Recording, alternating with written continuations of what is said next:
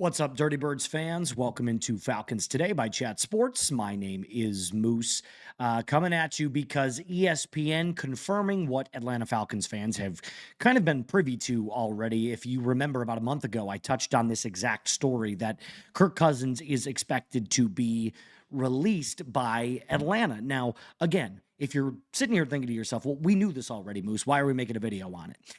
I'm going to parlay this with some recent quarterback information that ESPN also just dropped earlier this morning, some intel early in this 2026 offseason. So do me a favor, hit that subscribe button if you want all the latest surrounding Atlanta Falcons quarterback news, rumors, draft news, free agency stuff, nonstop offseason coverage from yours truly here on Falcons Today. So do me a favor and hit that sub button. Also throw a like on this video. By the way, those are the only two things that are free that we have here on the channel. So make sure that you hit that sub button, hit that like button. Okay, let's talk.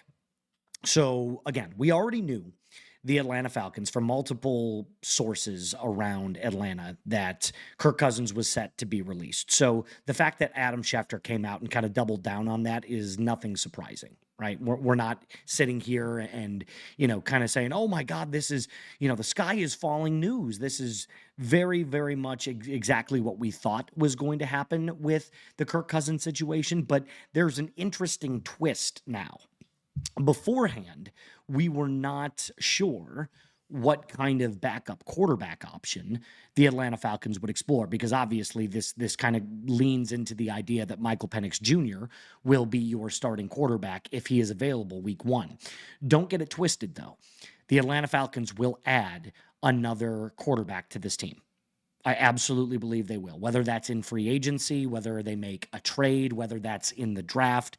You can pretty much bet on Atlanta adding a veteran option, because outside of Michael Penix Jr. now, you have Easton Stick, and that's not going to fly as your backup quarterback. Stick spent the entirety of last year pretty much on the practice squad, so it wasn't necessarily an option for him then, and it shouldn't be really an option for him now. Here's where the new information comes into play. With Kirk being released, and the second part of that report by Schefter was he will be exploring other options in free agency, kind of puts to rest the opportunity for Kirk to re-sign on a cheaper deal. So for all the Falcons fans that were like, well, he could always re-sign on a vet minimum, Kirk's not going to do that. He's not. So he'll most likely be playing for another team next year, whether that's the Vikings or the Jets or whomever. I wish Kirk nothing but the best. He's a good guy.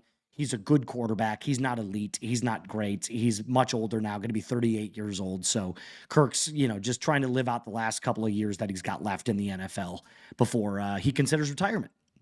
So what does this mean for Atlanta? Where does the quarterback situation come in here? If we can reasonably assume that Michael Penix Jr. is going to be your starting quarterback week one, right? There has to be a viable backup option. So we can take a look around the league. And here's where the second part of this video comes into play. We had mentioned the name like Joe Flacco before. Turns out, Jeremy Fowler came out this morning from ESPN, said Cincinnati's got heavy interest in re-signing Joe Flacco. Doesn't mean it's guaranteed, but they've got a lot of heavy interest in retaining Joe Flacco. And then we've heard names like Malik Willis.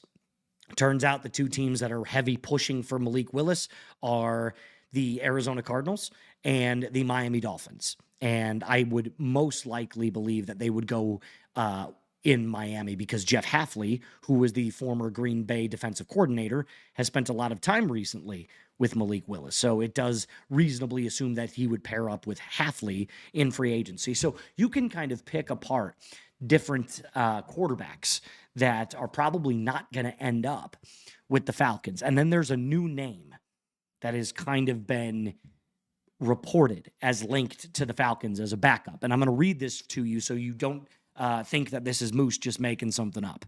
I promise I would never do that to you. So here is the official quote from Jeremy Fowler. To make sure I get this all. Here we go. Perfect. In Arizona, this is from Fowler. In Arizona, my sense is that Kyler Murray staying with the Cardinals is still a possibility. New coach Mike LaFleur is familiar with Murray's game. Nothing is decided as LaFleur sorts out staffing issues. Keeping Kyler Murray would prove the path of resistance. If he stays, Jacoby Brissett would become a workable trade candidate for multiple teams in the league. He's due a reasonable $4.8 million in base salary, and he has plenty of friends in the league, such as Falcons head coach Kevin Stefanski. Okay, so that probably is an indicator that Jacoby Brissett would most likely garner some trade interest with the Atlanta Falcons. Now, here's where I'm going to push back a little bit. If you're going to make a trade for a quarterback, you've got to go all in on someone. And it turns out from Diana Rossini today that the 49ers are interested in keeping Mac Jones. So unless you make an excellent offer to the 49ers, you might have to give up a second-round pick to get Mac Jones. I don't think that's going to happen. So as we start to look around a much weaker free agency quarterback class, the options seem to be getting slimmer and slimmer and slimmer and slimmer. So if you're going to trade for someone, I think you go balls to the wall. I think you start to combo or at least parlay some 2027 draft picks if you really want to go out and get aggressive in trading for a quarterback. Kyler Murray is someone that you could address and potentially go out and try to trade for, because I don't want to trade for a backup. I really don't want to trade for a backup. If you're going to trade for someone, you're going to bring them in to compete for the starting spot. And then I mentioned to you guys earlier that Tyson Bagent, the Chicago Bears backup, that was a trade candidate. Well, you wouldn't bring in Tyson Bagent. You wouldn't trade for Tyson Bagent just to let him sit. He would compete for the starting job with Michael Penix Jr. And then everything unfolds from there. If Michael Penix ends up winning the job, so be it. Then Tyson doesn't really, he doesn't lose any sleep over it. But you would trade for a quarterback in order to compete for the starting role. You would never just trade for a backup. I think that is the dumbest thing. Teams like the Raiders do that with Kenny Pickett and stuff like that. So I would never give away one of my already limited draft picks to go get a backup quarterback. That's dumb. You could draft a backup quarterback this year if that's the case. I'm going to continue with my thoughts on this and talk a little bit about some potential options the Falcons could draft if they so chose to.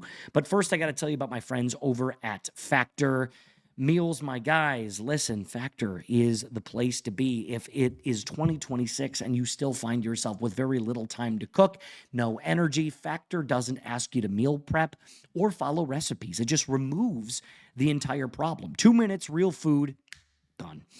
100 rotating weekly meals for you to choose from every single week, including lean proteins, colorful vegetables, and whole food ingredients with healthy fats, the stuff that you would make if you had the time to do so. Plus, the new Muscle Pro collection supports strength and recovery. Quality functional ingredients, including lean proteins, those colorful veggies like I mentioned, and whole food ingredients with those healthy fats. Head to factormeals.com/FalconsChat50 off and use code FalconsChat50 off to get 50% off your first Factor box plus free breakfast for 1 year. Offer is only valid for new Factor customers with code and qualifying auto-renewing subscription purchase. Make healthier eating easy with Factor. So back on this real quick. Like I said, you're not trading for a backup quarterback. If you're going to trade for someone that is a backup, right? So there's a difference between trading for a backup quarterback and trading for someone who is a current backup, because the idea is all about the purpose of the trade. If the purpose of the trade is to allow that backup quarterback to compete for the starting role, that might be worth it. If you're just trading for someone that you know is just going to sit the bench, don't do it. Go sign someone in free agency. Hell, I don't want Russell Wilson, but Russell Wilson is a name that is in free agency as well. Zach Wilson is a name that is also entering free agency. So there are plenty of different quarterbacks that you could go out and sign to be the backup or compete for the starting job. And that's what this ultimately comes down to.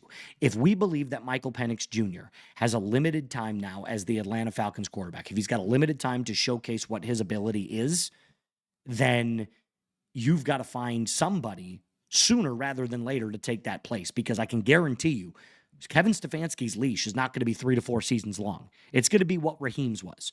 You've already got an excellent roster. You have to get back to the playoffs in year one or get damn near, this close to it. But even that, I think, is wishful thinking. You got to get back to the playoffs. Kevin Stefanski's leash, at least for me, is as long as it was for Raheem. And that's fair, right? Raheem got 2 years. Kevin Stefanski should get 2 years. If this roster is what we think it is, then Kevin Stefanski will have no problem as an offensive-minded head coach turning this offense around and getting us back to the playoffs. So that's just my thoughts on that. But some draft options that the Atlanta Falcons could explore. I've heard that Garrett Nussmeier has had some really good. Am I saying that name correctly? It is Garrett Nussmeier. Am I like? Hold on. Why am I blanking on this? Yeah, Garrett Nussmeier. What am I thinking about? I knew that was correct. I heard he had a really, really good Senior Bowl. So that should improve his draft stock some as well. So there are plenty of options. Drew Aller is a name that you could explore on day 3. Second round quarterbacks, if I had to do a quick little test, because there were so many guys, my friends, that decided to go back to school, which you're going to see a lot more of as the NIL continues to be what it is. But there are Trinidad Chambliss is a guy that you could go after, Cade Klubnik, Drew Aller, Taylon Green as a quarterback, Sawyer Robertson is a quarterback you could get on day 3. There's going to be plenty of day 3 quarterbacks to take that you could just sit and let develop inside of a system. So I think there are tons of options the Falcons could explore. But if Jacoby Brissett is floated out as the name that the Falcons could have interest in trading for, it better be to compete for the starting role. I'm not trading for a backup. That's just my thoughts. You could disagree with me down in the comment section down below. All right, so in case you just joined us at the very back half of this video, Kirk Cousins is expected to get released. Again, we knew this, but it is now being confirmed by Adam Schefter and ESPN that he will seek other opportunities in free agency to find his next home. So make sure that you subscribe to the channel. Make sure that you are locked in and you hit that thumbs up icon. As always, Falcons fans, rise up and be cool.